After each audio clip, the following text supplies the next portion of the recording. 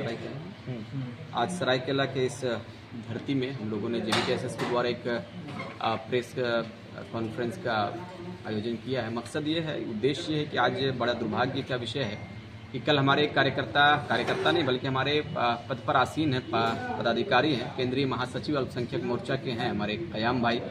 वो किसी काम से, सार्वजनिक काम से, सामाजिक काम से CO कार्यालय जाते हैं।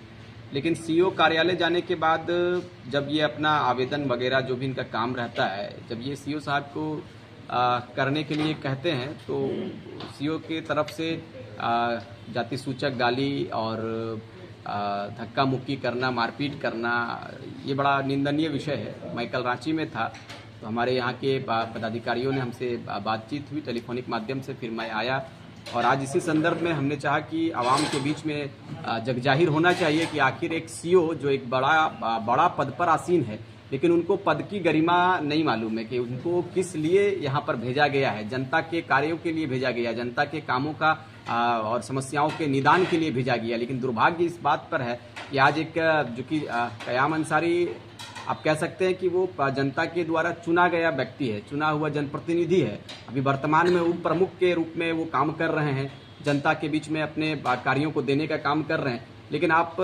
उनके साथ में एक बड़ा विचित्र मामला घटना घटता आप देख सकते हैं कि कल का जो घटना है वो उनकी जितनी मैं निंदा करूं वो बहुत कम है।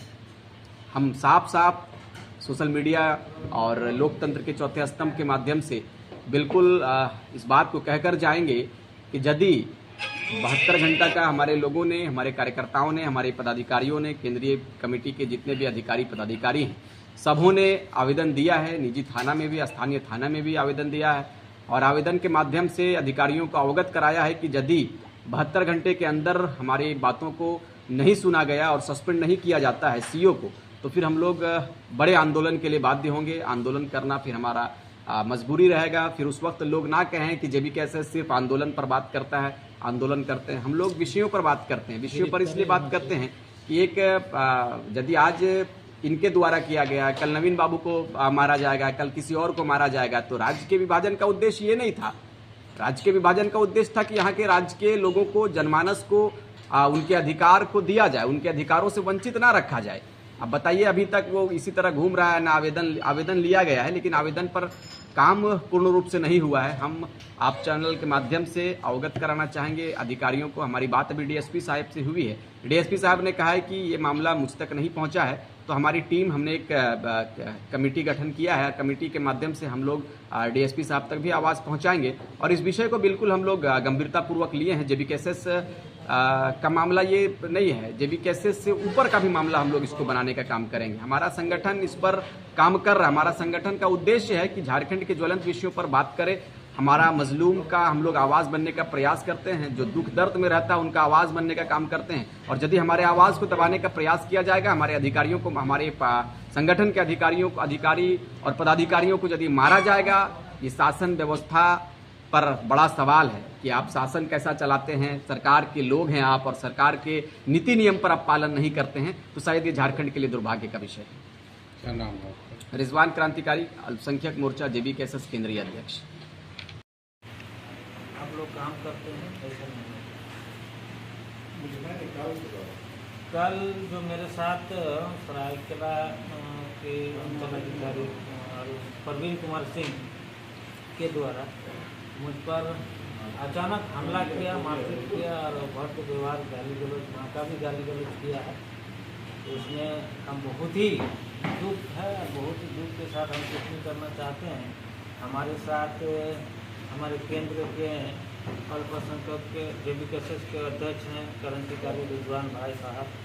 हमारे सभी JBKSS के परिवार हैं साथ में। और हमने कल एक लिखित